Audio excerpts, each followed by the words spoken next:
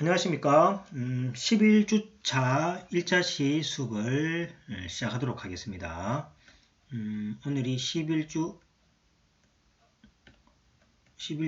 그죠? 1교시가 되겠습니다.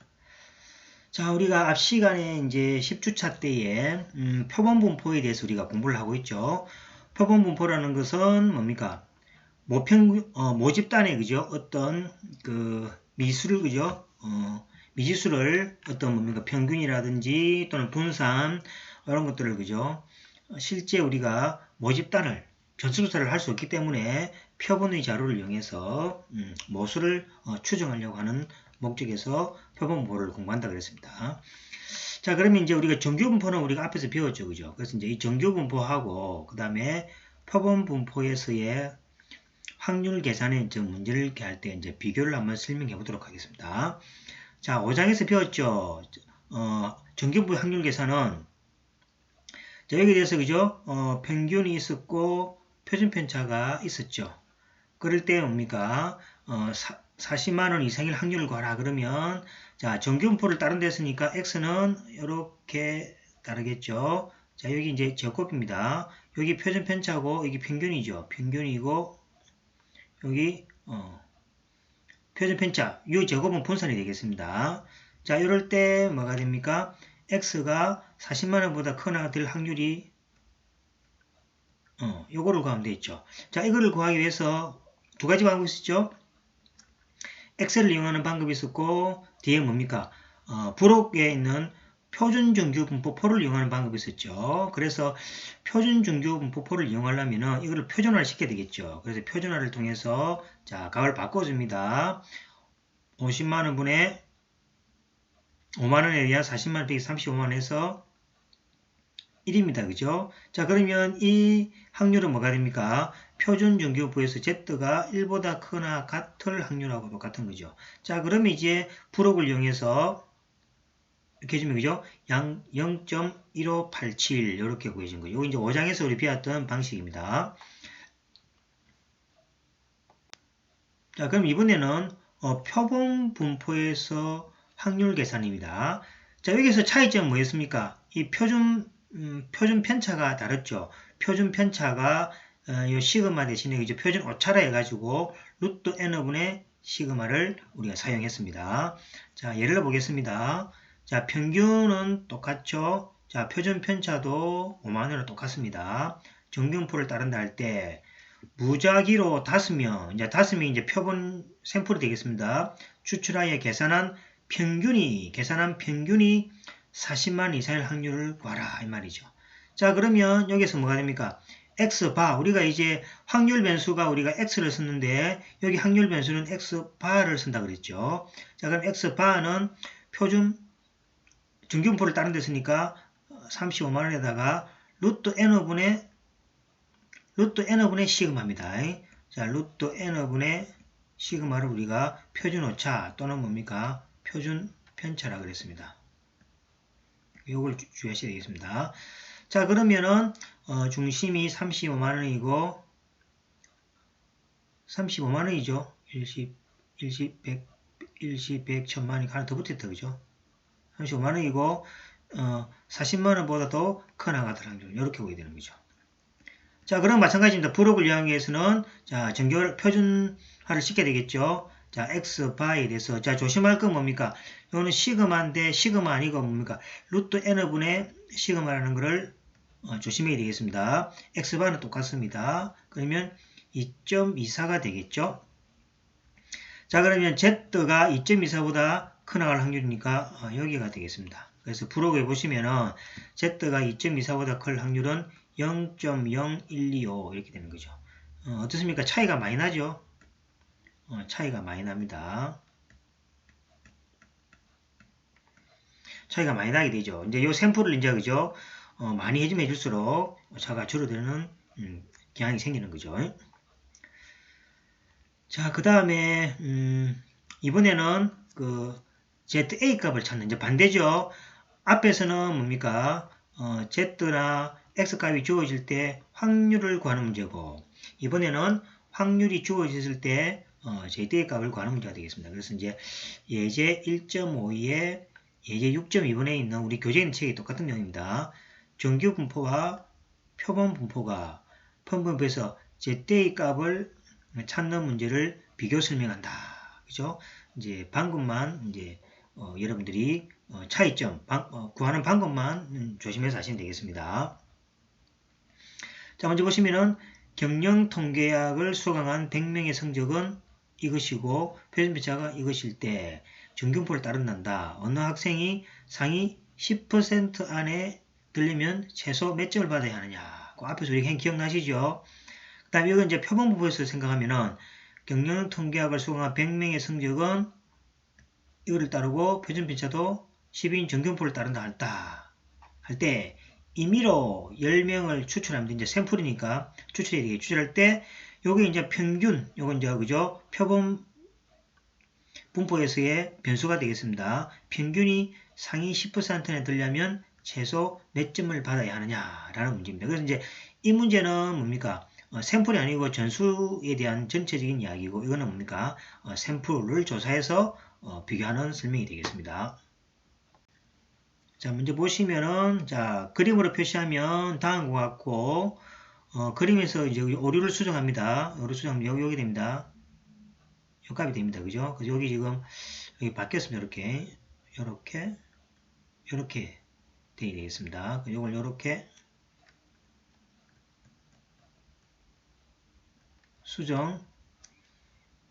수정하시면 되겠습니다.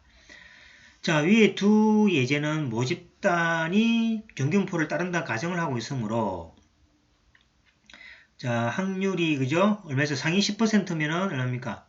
0.1이죠. 0.1보다도 크나 같으면 되겠죠. 그래서 0.1보다도 크나 같은 요 확률입니다. 그죠? 그래서 Z가 ZA, 요 ZA입니다. ZA보다도 크나 같은 확률이 0.1 이상 0.1일 경우죠. 그래서 여기 0.1 확률이 될 때니까 요거에 뭡니까? ZA 값을 구하는 문제가 정규분포의 첫 번째 문제가 되겠습니다. 자, 그러면 오른쪽 부분에 면적이 0.1이 된다는 것은 요 반이 0.5고 전체가 1이니까 그죠? 여기 0.4가 되겠죠? 왜냐니까 우리가 부록에서는 뭡니까? 항상 여기에 대한 뭡니까? 면적이 주어지고 확률이 주어지가 있죠. 그래서 0에서 Z에서 ZA 확률은 0.4가 된다는 것을 우리가 알 수 있죠. 그래서 부록의 표준 정규분포를 이용하면은 ZA 값은 약 1.28임을 알 수가 있다는 얘기죠. 그래서 요거는 뭐가 됩니까? 1.28보다도 크거나 같을 때 0.1이 된다는 걸 알 수가 있게 되겠습니다. 자, 그 다음에 이제 뭐가 됩니까?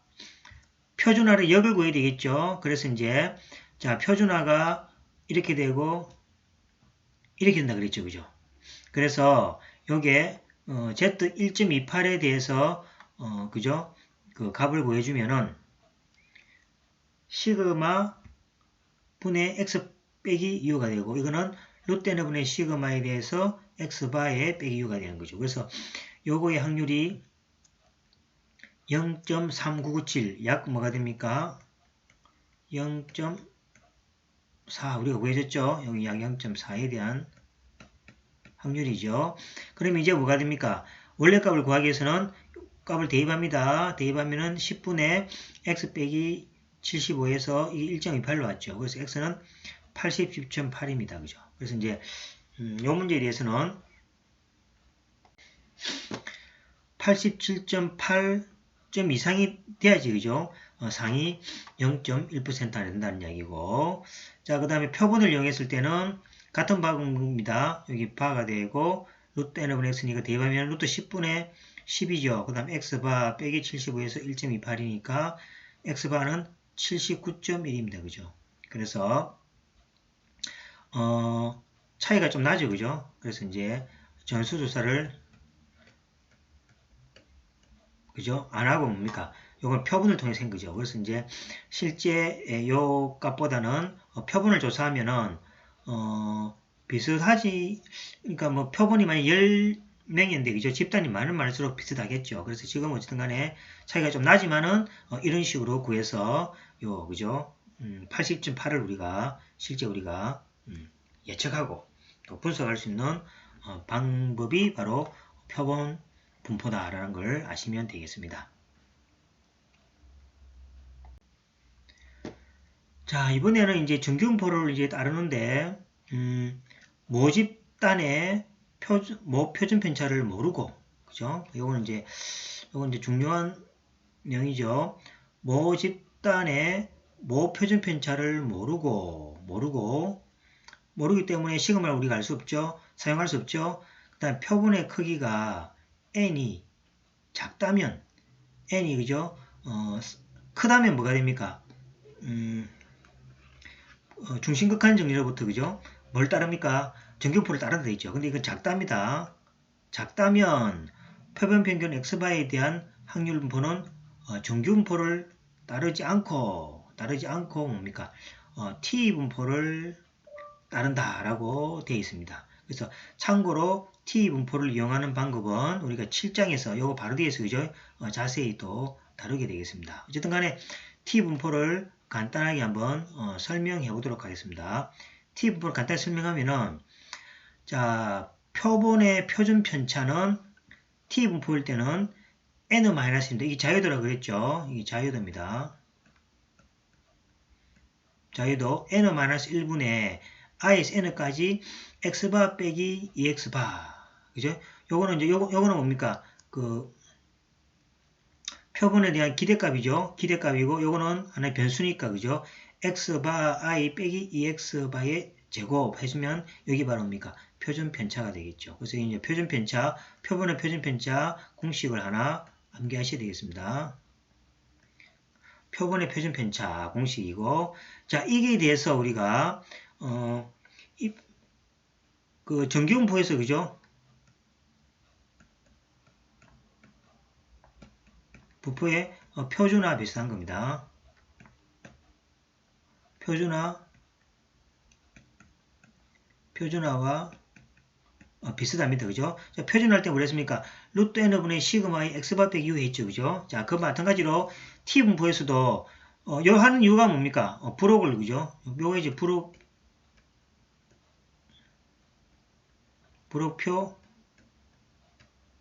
이용 가능하다는 거죠. 그래서 이렇게 해야만이 부록표가 여기에 대한 부록이 주어지가 있습니다. 그래서 이제 루트 n분의 시그마인데 뭡니까? 이때는 시그마를 안 씁니다. 표본에 대해서는 우리가 뭐래서 s를 쓴다 그랬죠? 그죠? 앞에서는 뭡니까? 그 정규분포 그 모표준 편차가 주어지므로 시그마 n분의 루트 n분의 시그마를 썼죠. 이때는 모평균이 주어지가 있습니다. 근데 지금 뭡니까? 모평균은 우리가 모르죠. 모르기 때문에 표본의 표준 편차를 사용해야 합니다. 표본의 표준 편차. 그죠? 요거 모르기 때문에 그렇죠. 조심해야 됩니다. 표준 편차를 모를 때는 이 시그마를 사용할 수 없다 아닙니까? 그죠? 그럴 때는 T분포에서는 표본의 표준 편차를 사용합니다. 그래서 요걸 계산해서 다시 써야 됩니다. 표본을 표준 편차로 할 수 있는 거죠. 계속해야 된다. 그러면 이제 뭡니까? 요거에 대해서 표준화, 우리 정규분포 표준화처럼 이용하면 루트 n분의 이제 시그마 아니라 s입니다. 그죠? 루트 n분의 시그마 아니라 s입니다. 주의해야 됩니다. 시그마는 모르기 때문에 시그마는 모릅니다.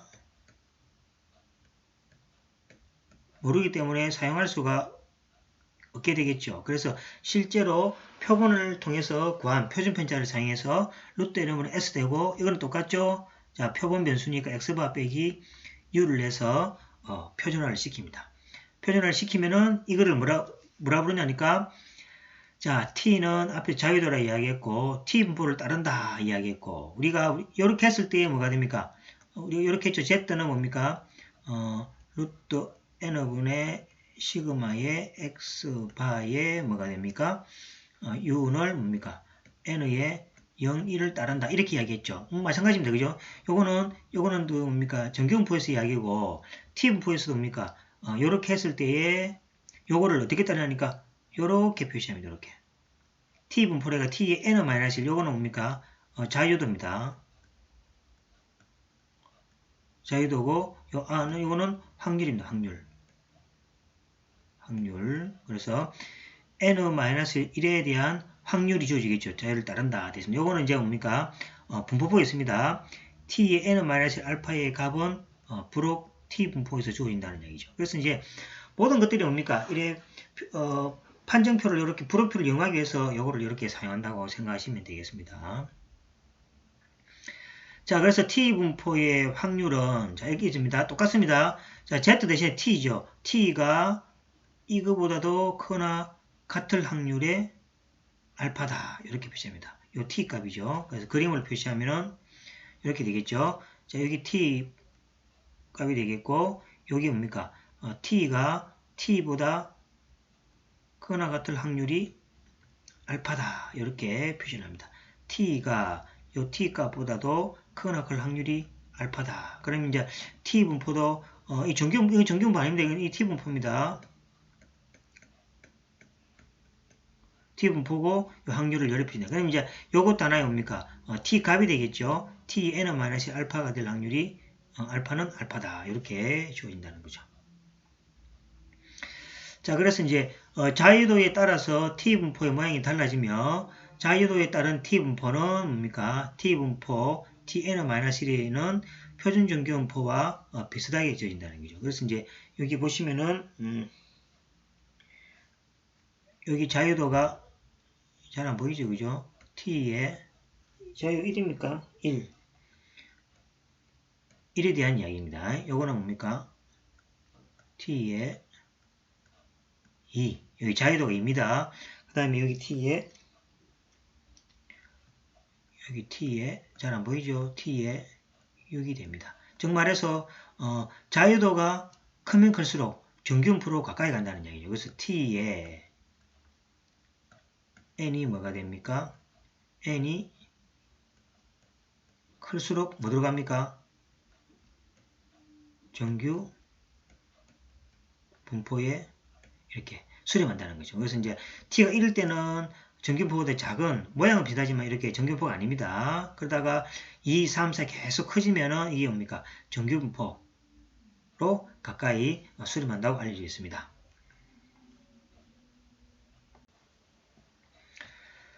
자, 그래서 이제 t분포의 특징은 0을 중심으로 좌우대칭이며 정규분포와 비슷하지만 자유도가 작을수록 분포 모양은 납작해지고 그 다음에 자유도가 증가할수록 표준정규와 비슷해진다. 이렇게 알려지기 때문에 만약에 이거 조심해야 된다. 만약에 그죠?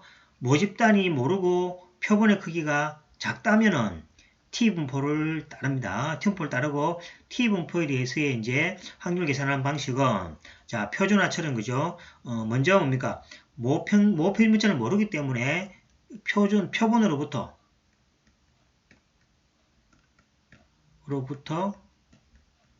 표준 편차를 직접 구해야 됩니다. 직접 표준 편차 S를 구해야 합니다. 구한 다음에 루트 n분의 s 해가지고 표준화를 시켜서 이 표준화가 뭐가 됩니까? t의 자유도에 대해서 확률 이렇게 따른다고 합니다. 그 다음에 tn-1의 확률은 어디 있냐? 이거 뒤에 불호표에 보시면은 계산이 되어 있으니까 이 값을 우리가 확률이 만약에 얼마다 그러면 불호표를 통해서 이 t 값을 구할 수가 있게 되겠습니다. 이 t값을 구해주면 반대로 뭐가 됩니까? 요거 대입해서 x바 값도 구할 수가 있겠죠. 방식은 앞에가 똑같은데 요거 표준화는 방식만 다르다.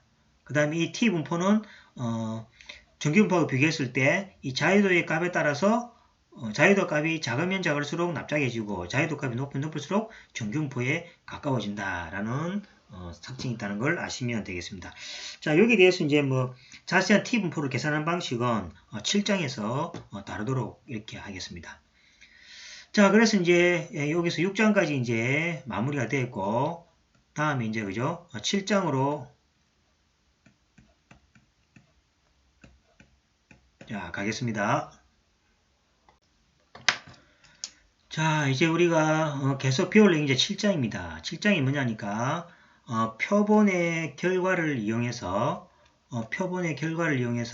모집단의 특성을 이제 살피는 그러한 문제가 되겠습니다. 그래서 앞에서는 이제 그 표본에 대해서 그죠? 확률 계산하고 그다음 Z값 이렇게 하는 방법에서 공부를 했고 이제는 모집단의 특성을 한번 밝혀보자라는 이야기죠. 그래서 첫 번째 배우는 이야기가 오직 하나의 값으로서 모집단의 특성을 추정하는 방법이 있고 그 다음에 신뢰 구간을 통해서 추정하는 구간 추정 두 가지에 대해서 공부를 하도록 하겠습니다. 자, 먼저 우리 책의 내용을 이렇게 보시면은 요걸 이렇게 쭉 이렇게 되어 있습니다. 그죠? 그래서 책을 여러분들 보셔도 되고 제가 이 책 내용을 또 그죠? 이렇게 필요한 부분만 이제 간추려서 제가 새로 또 했습니다. 그래서 여러분들 책을 보셔도 되긴 됩니다. 그 책은 보시면 이렇게 이제 쭉 말로 되어 있지만은 제가 이제 수식으로 그죠? 이렇게 뽑아서 좀 더 보기 좋게끔 이렇게 해놨으니까 두 개를 이렇게 같이 보셔도 되고 또는 뭡니까 두 개 중에서 그죠? 제 것만 보도 되고 첨가도 되고 그렇습니다. 그래서 이런 식으로 쭉 우리 책에 나와져 있고 그 다음에 신뢰 구간을 구하는 방법에 대해서 설명이 쭉 되어 있습니다. 그래서 이제 우리 책을 읽어보면 조금 이해가 어려울 겁니다. 그래서 이제 제가 조금 더 풀어서 다른 책도 조사하고 또 쉽게 설명해가지고 또 이렇게 했으니까 그 자료를 같이 보면서 요 내용도 제가 다 보니까 우리 교재에 있는 내용 예제 있죠? 그걸 다 포함해서 문제를 꼼꼼하게 다 풀어주니까 그죠? 거기에 대해서 한번 보도록 하겠습니다. 그래서 책을 일단 요렇다는 것만 한번 보시고 책 뭐 가지고 계시죠? 그죠? 이 책을 한번 보시면 또 되겠습니다. 자, 그래서 이제 7장에 보시면은 이제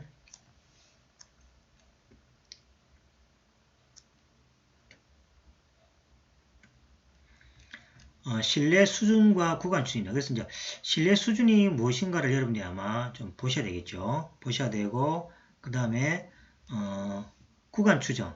이 구간 추정을 그죠? 뭐 어떻게 하는지. 이때 이제 t 분포 앞에 우리가 t 분포 좀 배웠죠. t 분포에 t 값 계산하는 것도 포함되어 있습니다. 그래서 이제 앞에 t 값에 대해서 이제 개념 설명을 했고 실제 이제 브록을 통해서 어떻게 값을 계산하는지에 대한 설명도 여기 포함되어 있으니까 앞에 같이 보시면 좋겠습니다.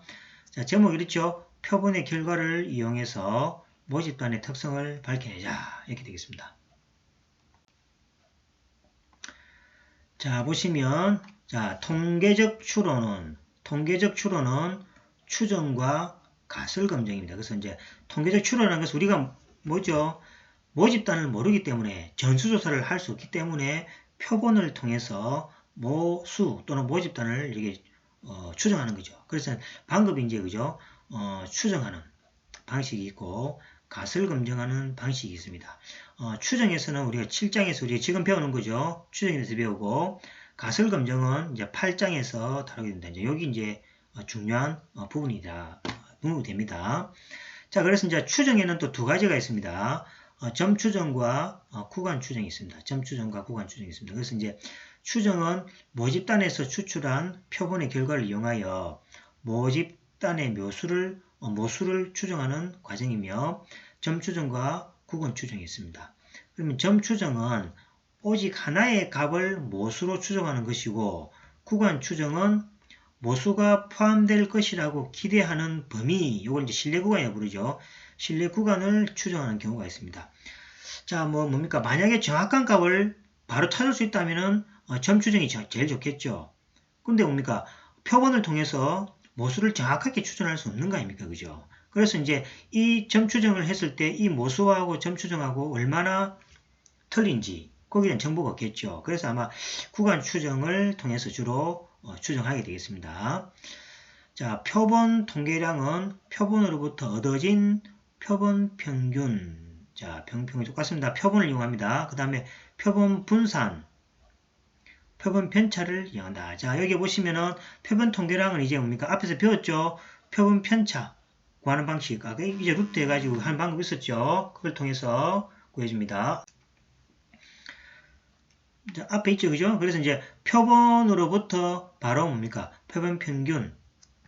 그죠? 표본 평균들을 이제 변수로 가지고 분산은 S는 이야기했죠? S는 뭐였습니까?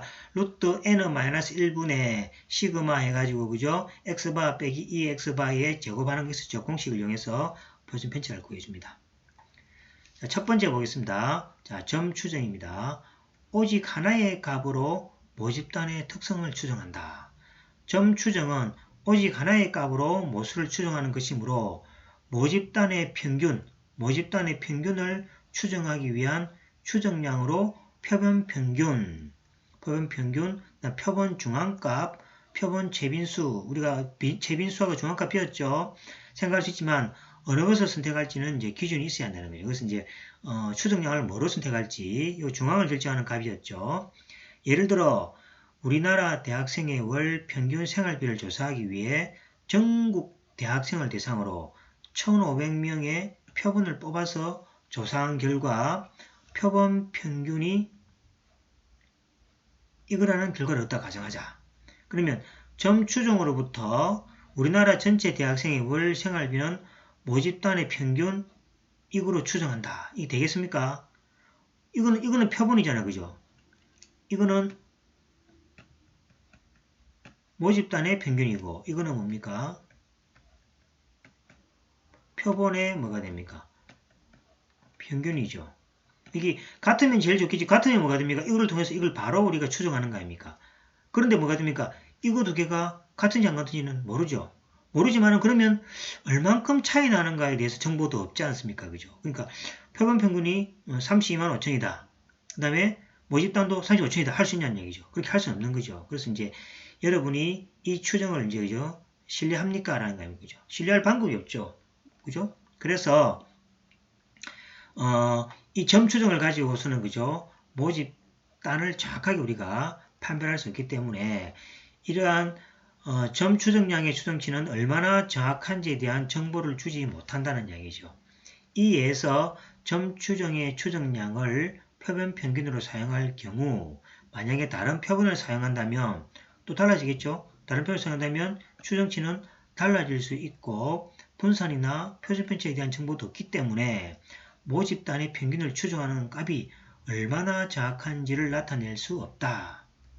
다시 말해 표본 평균을 이용한 점 추정에서 모집단의 평균과 표본 평균 간의 오차가 발생하는데 오직 하나의 값으로 모수를 추정한다면 두 값이 얼마나 가까운지에 대한 정보를 알 수 없으므로 추정의 정확도를 알 수 없다는 것입니다.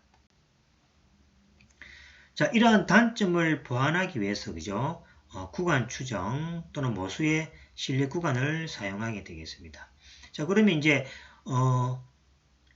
어떤 구간이 주어지고 이 구간이 뭡니까? 모 집단의 평균이나 표본 평균을 포함한다면은 그 구간 사이에 그 구간 넓이 있죠. 넓이 또는 신뢰 구간이 얼마 되는지에 대한 정보를 알 수 있다는 이야기가 되겠습니다. 자, 그러면 이제 여기까지 하고 2차 시기 때 그죠? 구간 추정이 어떻게 가는지에 대한 정확한 공부는 그죠? 11주 2차 시에 계속 하도록 하겠습니다. 조금 쉬었다가 11주 다시 수업을 하도록 하겠습니다. 수고했습니다.